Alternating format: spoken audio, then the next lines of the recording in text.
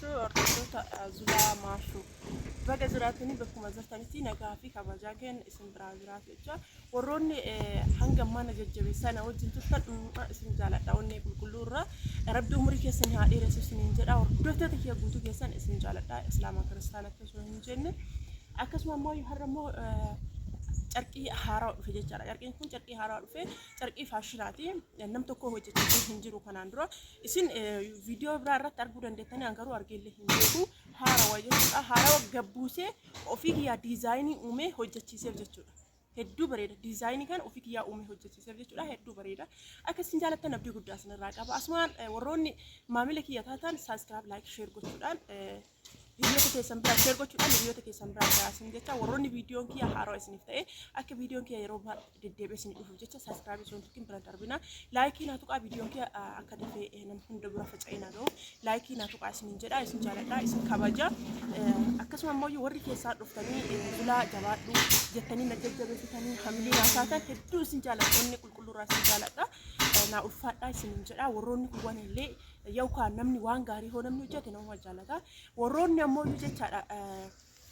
najib bitanillee ofiif jiraatanii uummata kayyuu na godhuu hin dandeettanii an haqaa fi haqa qofa irratti hundaa'ee deema jechuudha warri meeshaan irraa bitattan hundi keessanuu hin beektanii haqaa fi haqa irratti hundaa'ee deema abbaa haqaa rabbitu iyyuu beeka garuu haga humna kiyyaatiin haga danda'e haga rabbiin tokko cinaa laaffiseen haquma irra hundaa'ee deema ammallee amma boodallee haquma irra hundaa'ee deema meeshaan ammoo meeshaa kiyya jalqaba irraa xumuraa hoo ilaaltan meeshaa orjinaal fi meeshaa kwaalitiidha warri galee itti fayyadamee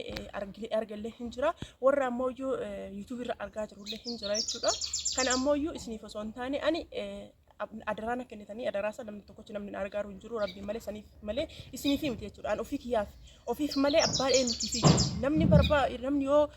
waan hojjedhe san jaalate na galateeffata yookaan ammoo iyyuu homaa miti garuu an isiniif osoo hin taane ofii kiyyaaf jechuudha namni waan gaariillee waan badaallee hoo dalagu ofiitiif malee namaaf miti akkasuma ilmi namaa homaa iyyuu miti kasi galateeffatellee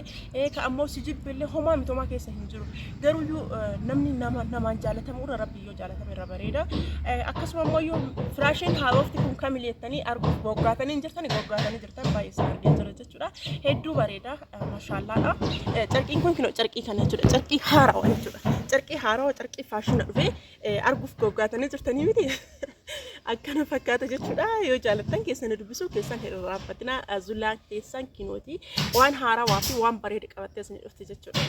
Kan ammoo waan haaraa dhufe isin jala hin dabarsitu namni waan lubbuu ofiitiin jaalatu namaan jaalata jedhama mire akkasuma ammoo waan bareeda diizaayinii ofii kiyyaa uumee jechaadha akkana qopheessee fi jira jechuudha hedduu bareeda maal kana qofa jechuudha uffannaa keessa uffata jechuudha uffata hedduu babbareedu ka barbaadan jechuudha diizaayinii barbaadan jechuudha argitanii amma qamsiiwwan akkana babbareedu kan namni furdaa fedheefillee hin taa'e jechuudha kiisii qaba namoota furdaa fedheefillee ta'e abbaa feetaniif taatanii akkasuma ammoo shamaraafillee namoota gurguddaafillee namoota fedheef ta'a jechuudha uffata akkana kanneen yoo barbaadan ana bira koo taate ani diizaayinii isin barbaadan diizaayinii barbaadan gabbuu isaatiif fidaati isiniif hojjechiisaa isiniin jedha hodhisiisaadhaan cidditti godhee isiniif hojjechiise yookaan birri maxinqoodhaan birri uffanni kun birri guddaan miti jechuudha fakkeenyaaf hanga qamsii akkanaa kanneen akkasuma ammoo jallaabii xixiqqoo sanniin akkana uffadhu sanniin bakka uffatuma birri xixiqqoo birri gurguddaa miti amma uffanni turkiin birri meeqa galeera birri 10,000 qamsiin tokko jechuudha birri meeqa 10,000 habaayaan 13,000 15,000 habaayaan 12,000 gadi immoo habaayaan bareedaan hin jiru habaayaa zimbiloon yoo ta'e malee habaayaan bareedaan 12,000 gadi immoo hin jiru 12,000 amma qophiin Ramadan illee dhiyaataa jira waan ta'eef namoonni maatii keessan obboleeyyan keessan akkasuma immoo ijoollee keessan sapiraayizii godhuu barbaadan uffata aadaa illee hoo ta'e akkasuma immoo uffata akkanumaan noormaalii uffatamu kana illee hoo ta'e na bira goota diizaayinii barbaadan gadi buusaatiif footoo maatii keessanii qofa naa ergaati diizaayinii layyetti jedheen bareechisee isin hojjedhe isin jedha akkasuma immoo carqiin keenya far'aa akkana fakkaata jechuudha argitanii tiraasiin carqiin tun hedduu bareeddi das nama jechuudha jechuudha akkuma isin argitan kana hedduu bareeddi diizaayinii layyetti jetteessu jechuudha argitanii as biratti diizaayinii kana akkuma kenna Saddatti goone akkan haala kanaan hojjannee fi jechuudha carqiin kun carqii orjinaalidha garaan isaa keessi maalidha warri jechuun kunoo garaan isaa keessi isboonjidha jechuudha argitanii garaan isaa keessi isboonjidha akkana isboonjii kanaan bareedee jira jechuudha akkasuma gabariin duubaa isaallee jechuudha akka firaashillee kanuma kan illee kanuma gabarii furdaa sanniin argitanii yoo isiniin mul'ateef gabarii furdaa sanniin gabarii furdaa babbareedaa sanniin jechuudha haala kanaan saddatti goone beeknee hojjannee jira jechuudha firaashin ammoo firaashin guddaa kan jamar tiraasiin nu rabbinnu tiraasiin kun tiraasiin aynata sadii jira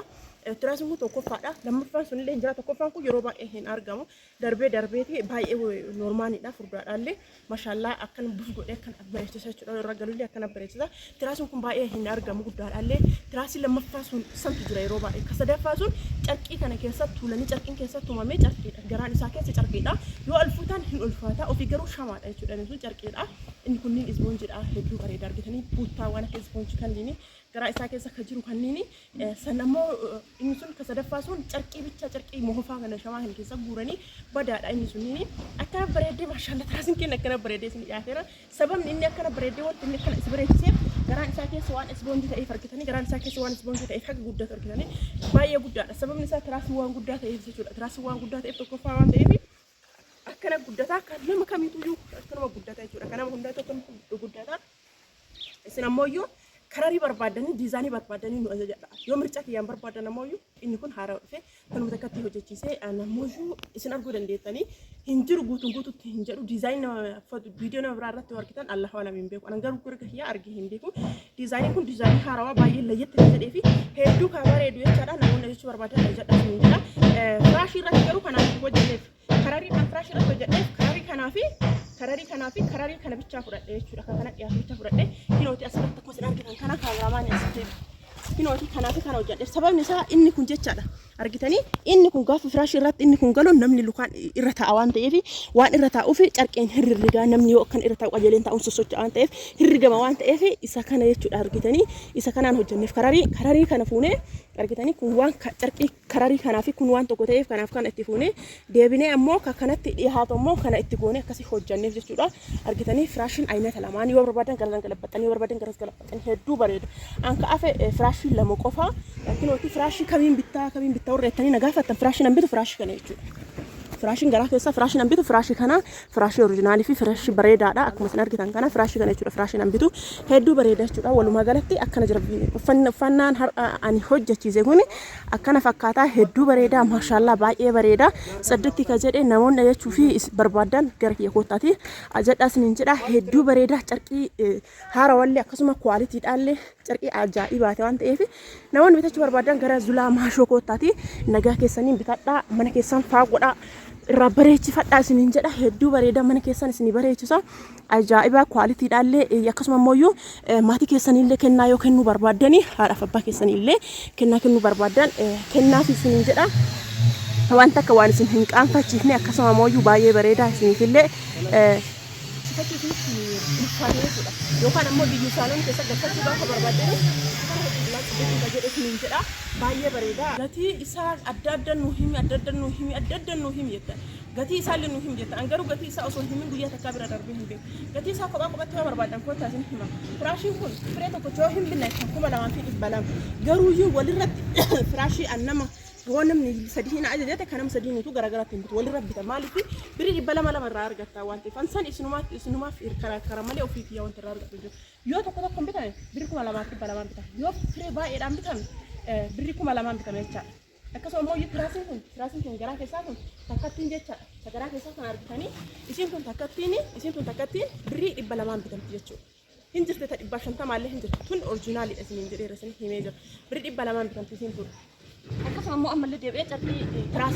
carqiin tiraasii kun birii 600 bitaa turre amma garuuyyuu faashina ka dhufe kanaan har'a jechuudha kaleessa hojjechiise haroo dhufe kanaan birri meeqan hojjechiise tana takkatti jechuudha birri 50 dabaltee birri takkatti 650 hojjechiise carqii firaashii kana inni biraa immoo carqiin firaashii kun illee qara 200 ta'u amma immoo 2,300 galee jira jechuudha carqiin firaashii tokko namni hin mijattaniif carqiin firaashii kun takkattiin qara 1,200 hojjechiisaa ture nama hundaayyuu amma garuu 1,300 galee firaashiin tun 650 galteera firaashii kana ani kama qara mana bijiruun hojjechiisee hin beekan kanama sadii walirra bitatanii jedhee bire isuma kan gatii 2,200 hirreegee fi isallee gatii 2,200 hirreegee fi tiraasilee birii 200 ammallee tiraasilee 200 gatiin isaa kan itti aansee minxaafii maggarrajaa kararii kana qabaan aan jette maggarrajaa kana qabu kararii kana deebi'ee ammoo karariin kun ammoo kamii wali dhufa kinoo kana argitanii maachi godha kana jechuudha kanaaf kana waan maachi godhuuf jecha minxaafii kana bitee fi minxaafiin kun minxaafii suuditii isin jedhe isin himee jira minxaafii dubbisnis turkii jetti garuu minxaafiin kun minxaafii suudii minxaafii oriijinaalii minxaafii mirqii jechuudha Akkuma isin argitan kanaaf nuti minxaafii oriijinaalidha. Asfiksootti. Kun argitanii asbiratti made in Turkey jetti. Garuyyuu minxaafiin Turkiitii fi kan minxaafii Suudii jedhamutu jira. Minxaafiin kun ajajaan dhufti jedha. Minxaafii Suudii fi hedduu bareedee jechuudha. Sos ba'a uletti jedhamti. Gatiin isii birrii 9,000 namoonni bitachuu barbaadan gatiin isii birrii 9,000 jechuudha. Kana caaltullee hin jirti isin kun 13. Namoonni bitachuu barbaadan meeshaaleen keenya har'a kana fakkaata. Lakkoofsa bilbilaa kenna duwwaa 972 duwwaa 25 19 irratti eeloo jettan gama mandoo argachuu dandeettanii meeshaa akkana babbareeduu fi meeshaa ajaa'ibaa kanneen isiniif kenna jechuudha. Gara Zulaamaa Shokoottaa eessa jiraata keessaniif akka jiraadhu Shaashamanneedha. Garuu naannoo isin barbaadan guutuu keessaniyyuu isiniif keessa waan ta'eef akkana fakkaata jechuudha. Tiraasiin kennaadha. Meeshaaleen keenya akka yoo jaallattan keessan dubbisuu hin irraanfatin asumaan saabskiraayib laayik sheer gochuu itti fufaa isiniin jedha. Nagaatti horaa bulaa.